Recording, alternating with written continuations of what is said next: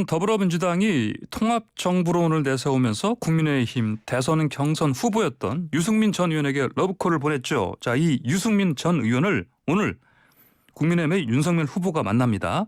자, 급히 성사된 회동으로 보이긴 하는데 어쨌든 윤 후보 입장에서는 홍준표 의원에 의해서 유 전 의원 합류시켜서 원팀 퍼즐 완성하면 좋겠다. 이런 상황이죠. 자, 친유승민으로 알려져 있고요. 그리고 지금은 윤석열 후보 선거대책본부 기획특보단장 맡고 있는 이혜훈 전 의원 연결해서 자세한 얘기 나눠보겠습니다. 의원님 안녕하십니까? 네, 안녕하세요. 예, 오늘 윤 후보, 유승민 전 의원 여의도에서 만나기로 돼 있지 않습니까? 네, 그렇게 보도를 봤습니다. 예, 당 경선 이후 첫 만남인데 아무래도 좀 급하게 좀 이게 마련됐다 이런 얘기 들리는데요. 맞겠죠?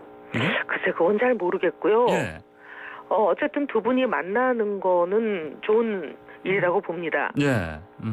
성사 배경에 대해서 좀 들으신 바가 있습니까? 아니요, 성사 배경은 제가 전혀 모르고요. 예. 하지만 뭐 이런 일이 올 거라고는 예상하고 있었습니다. 아, 그러셨군요. 이게 네. 사실 민주당에서 러브콜을 보내니까 이거 차단하는 면도 좀 있지 않겠습니까?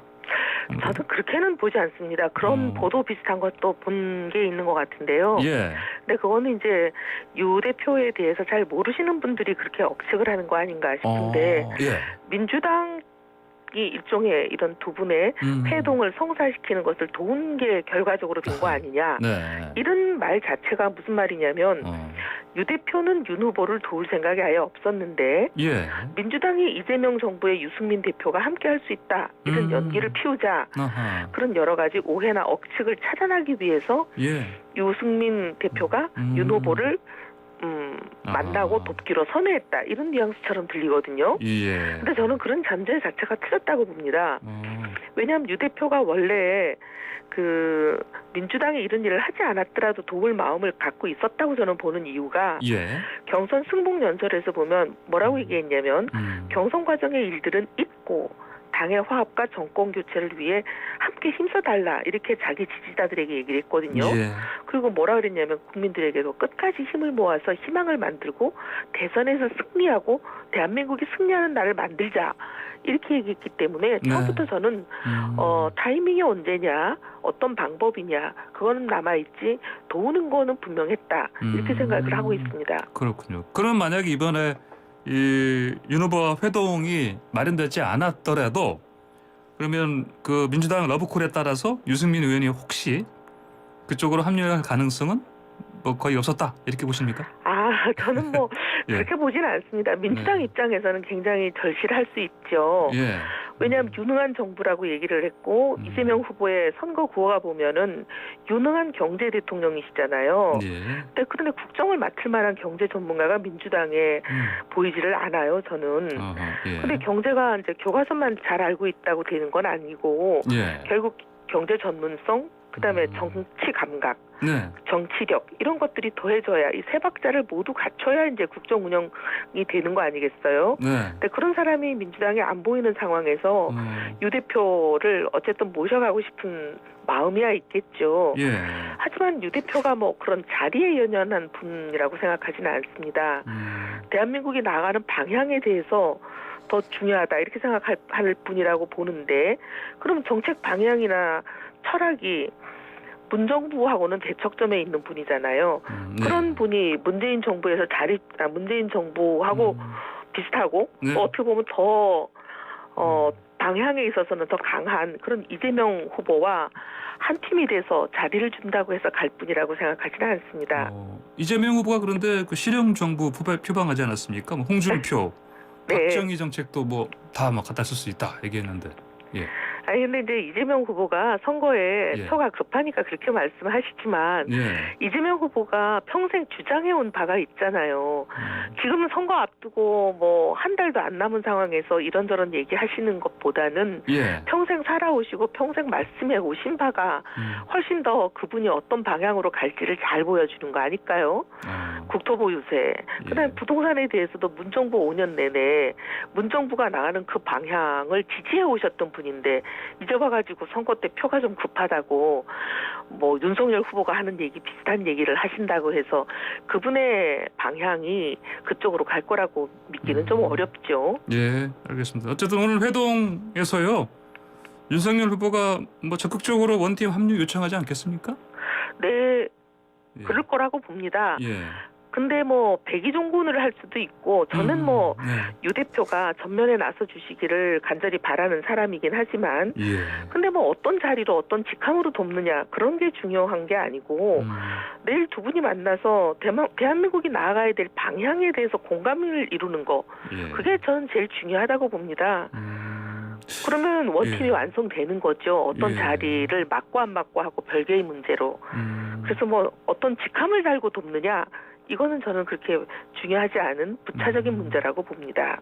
그래도 유승민 의원하고 이혜원 의원께서는 많이 가까우신 걸로 알고 있는데 뭐 좀 들으신 바는 없습니까? 아닙니다. 저 그렇지 않습니다. 예, 알겠습니다. 자, 이것도 여쭤볼게요. 윤석열 후보가 어제 네. 그 유세버스 사고로 사망하신 그 두 분 빈소 방문했는데 그 조문 끝나고 안철수 후보와도 만났거든요. 네. 물론 뭐 윤 후보 얘기는 뭐 그런 정치적인 얘기라든지 단일화 얘기는 안 했다고는 하는데 그래도 좀 하지 않았을까요? 글쎄 이제 뭐 알 수가 예. 없죠. 두 분 다 예. 장소가 장소인 만큼 단일화 얘기 없었다라고 말씀하시니까 구체적으로 어떤 얘기가 오갔는지는 알 수 없지만 예. 저는 뭐 최소한 단일화 얘기를 할 수 있는 어떤 뭐라고 할까요? 시발점? 예. 그런 거를 어제 만들어진 게 아닌가 생각을 하는 게 네. 따뜻하게 이제 위로한 만남을 가지신 거잖아요. 네. 그렇게 이제 서로 공감대 그리고 좋은 마음 그런 것들이 싹 트는 계기가 됐을 거라고 보고 예. 단일화가 앞으로 잘 가지 않을까 그런 기대는 하고 있습니다. 어제 근데요. 윤석열 후보가 다녀간 직후에 네, 이재명 후보도 이재명 오셨죠. 후보가 또 수행원도 없이 홀로 등장했거든요. 네. 그리고 윤석열 후보가 안철수 후보와 한 25분 정도 같이 이렇게 얘기를 나눴다고 하고요. 네. 근데 이재명 후보도 한 20분 정도 넘게 했다고 합니다. 네, 그렇게 보도를 봤습니다. 예, 이 만남 어떻게 보세요?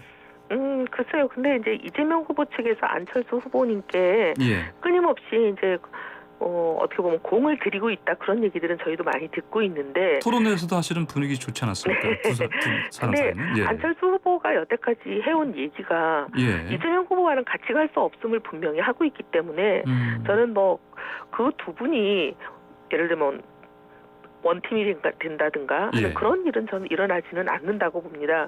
왜냐하면 안철수 후보가 끊임없이 문재인 정부의 실책에 대해서 비판하고 예. 이런 정부를 이제 끝내야 된다. 더 이상 연장해서는 안 된다라는 얘기를 끊임없이 하셨잖아요. 예. 근데 그렇게 말씀하시는 안 후보가 갑자기 뭐 다른 이유에 의해서 어떻게 보면 정치와 철학도 다르고 방향이 전혀 다른데 예. 그렇게 속된 말로 야합이라고 볼 수 있는 그런 일을 하실 분은 아니다. 네. 왜냐하면 안 후보님하고 당을 같이 해본 적이 있거든요. 예. 예. 그래서 그러지 않는다라고 보고 있습니다. 자, 그러면 이렇게 빈소에서라도 뭐 서로 뭐 교감을 했다거나 그렇게 해서 만약에 이제 장례식이 끝나고요. 그러니까 다음 네. 주에 안철수 후보도 다시 선거운동 시작할 건데 네. 그러면은 단일화 논의를 뭐 그때 가서나 공식적으로 재가동할 수 있을 것이고요. 그러면 이게 시점이 너무 늦는 거 아니겠습니까? 저는 그렇게는 생각은 안 하는 게요. 예. 뭐 지금 한 22일 정도 남은 거고, 네. 그리고 이제 말씀하신 대로 이제 그 장례가 다 끝나고 네. 되면은 그거보다 덜 남지 않느냐라고 말씀하시지만 사전 투표도 보면요 더 짧은 거죠. 네. 근데 사실 어떻게 보면은 노무현 정몽준 단일화도 24일 남겨놓고 된 거거든요. 성격적으로. 네. 그리고 그거보다 저는 더 이제 어떻게 보면 중요하게 봐야 될 대목은 어떤 거냐면 선거라는 게 여러 번 해보니까 투표함 뚜껑이 닫히기 전까지는 네. 어떤 변수가 어떤 회오리를 몰고 올지 잘 모르겠더라고요. 예를 들면 정몽준 노무현 결별 예. 단일화 말고 결별 네. 그거는 바로 투표날 전날 한밤중에 일어난 거 아닙니까? 네. 그렇죠. 근데도 그런 일 때문에 대통령이 바뀌잖아요. 그러니까 이런 뭐 선거 정치에서는 어떤 것도 가능하다. 뭐 불가능이라는 건 없다 그렇게 보죠. 예, 구체적인 방식 때문에 사실은 윤 후보가 사실상 거부했다 이런 식으로 여론에서는 분석하지 않았습니까? 뭐 여론조사 방식, 뭐 단판으로 할 것이냐. 네. 예, 이거 어떻게 보세요? 근데 뭐 그 부분에 있어서는 저는 안철수 후보가 이제 물론 제안은 하셨지만 안철수 후보는 저는 우리 국민의힘 또는 윤석열 후보 측에서 예. 진정성과 진심을 보이면 저는 원팀이 될 가능성이 있다 이렇게 보는 게 예. 어떤 대한민국으로 갈라 그러느냐. 근데 우리와 사실 안 후보가 그리는 대한민국이 사실상 비슷하잖아요. 동일하다고 볼 수 있는데 네. 그런 같은 대한민국을 바라는 사람들이 정말 진정으로 협력자라고 인정하고 같이 동역하기를 원하는 그 진정성 그게 전달이 되면 저는 안 후보는 방식이든 뭐에 상관없이 저는 결단을 하실 거라고 보고 있습니다. 안 후보님이 보면 뭐 거래하는 조건 뭐 이런 거 따지시는 분 같지는 않거든요. 그렇습니까? 네. 합당이 불발난 걸 보면 아무래도 국민의힘 쪽에서는 그때 협상할 때 사실 자꾸 바라는 것이 좀 많아서 그랬다는 얘기도 있지 않습니까? 근데 이제 제가 예. 그때 이제 당사자는 아니라서 예. 보도를 통해서만 봤지만 그 접근하는 방식에 있어서 아마 진정성을 신뢰하실 수 있게 그렇게 못한 것이 아닐까 그런 생각이 들어요. 예. 저 이준석 당대표가요. 사실 안 후보가 처음 그 단일화 하자고 제안했을 때만 해도 손바닥 부처님 손바닥 그림 안에 손오공 그림 있지 않습니까? 원숭이. 네. 이걸 보여주면서 여전히 사실 그 부정적인 제스처를 보였었는데 근데 좀 태도를 바꾼 것 같아요. 그 납득 가능한 정치적 명분을 주면 뭐 가능하다. 이게 무슨 소린가요, 이게? 근데 저는 이제 이 대표께서 지금까지 하신 행보를 보면 이건 이 대표의 전략이 아니었을까 이렇게 생각을 하는데요. 드라마를 만들기 위한 그 전략은 단일화 자체를 이제 반대했다기보다는 단일화를 이 대표 판단에 이제 유리한 방향 또 유리한 타이밍으로 끌고 오려는 어떤 전략이 아니었을까.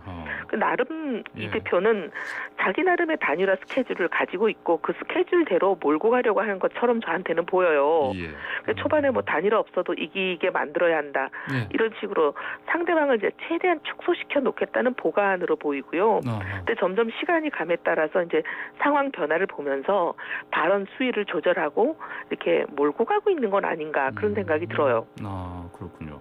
자, 공식 선거운동 오늘 사흘째인데요. 네. 그동안 어떻습니까? 윤석열 후보가 그 첫날 네. 그 이재명 후보가 거꾸로 갔거든요. 경부선 이제 서울에 출발해서 하행선 탔는데 그리고 어제는 호남 갔다 강원 원주도 가셨고 유세 활동 이번 며칠간 보셨을 때 뭐 기억나시는 게 있습니까? 어퍼컷 세레머니도 하던데. 이건 원래 윤 후보 사실 윤 후보가 선출되는 과정에서 저희가 이제 코로나 때문에 체육관 유세 이런 거 없이 선출이 됐잖아요. 그래서 대중연설하는 걸 볼 기회가 없었어요.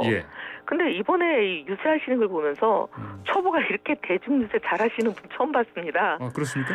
완전 천부적인 분이구나 유세에는 그런 생각을 하는 게 목소리나 톤이나 뭐 강약이나 또 무대에서 하시는 화법 이렇게 시원시원하고 결규와 추진력을 국민들에게 잘 전달하고 있다고 보여요. 근데 어퍼컷 세러머니 그거 가지고 또 뭐 어떤 분은 굉장히 이상한 해석을 하시는 민주당 인사를 봤는데 이거 좀 히딩크 감독 원래 전문가 아닙니까?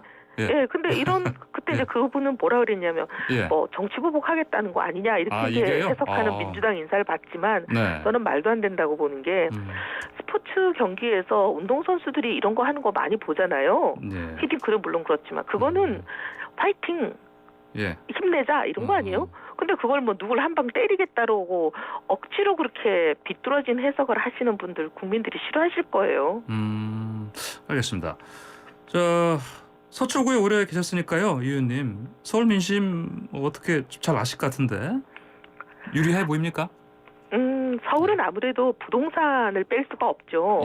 왜냐하면 서울 아파트 중위값이라는 게 6억이 안 되는 게 문정부 출범할 때 지금 4년 만에 12억을 찍었다고 이제 그렇게 보도들이 되고 있잖아요.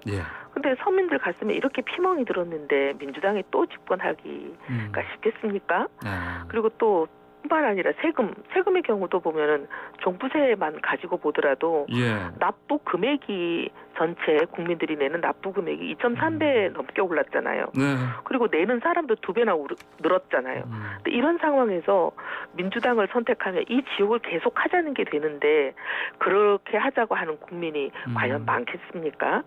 저는 그렇지 않다고 보고 예. 그리고 이제 이 후보는 보면은 문 대통령보다 오히려 더 세게 할 걸로 보이잖아요. 국토부요세 얘기하셨는데 네. 그걸 1%까지 올리겠다 그러셨거든요. 이 아. 국토부요세는 재산세 같은 보유세를 얘기하는 건데 예. 재산세는 종부세 말고 사실 집 가진 사람 다 내는데 근데 그런 서민들도 내는 재산세를 지금보다 6배나 올리겠다고 말씀하시는 분을 예. 뽑고 싶을까 그런 생각이 듭니다. 마지막 이거 여쭤볼게요. 민주당에서 계속해서 무속 논란 제기하지 않습니까?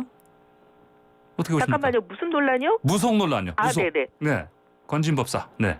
아, 근데 이거는 예. 민주당이 아무리 만들려고 애를 써도 네.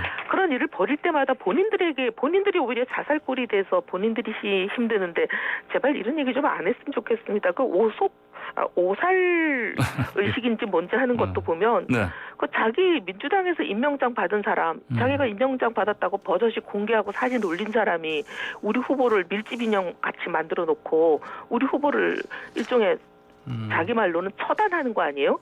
근데 그런 저주의식을 한 게 다 드러나고 이러는데 민주당이 무속 논란 시작하기만 하면 우리 후보에 대해서 네. 결국 그 화살이 자기들에게 돌아가서 자살골이 되고 있잖아요. 누가 무속 선대위인지 이번에 네. 오살의식이라는 걸로 분명히 졌는데 이제 그만하실 때도 된 것 같습니다. 네, 알겠습니다. 이혜훈 전 의원님 오늘 말씀 여기까지 듣겠습니다. 고맙습니다. 네, 감사합니다. 네.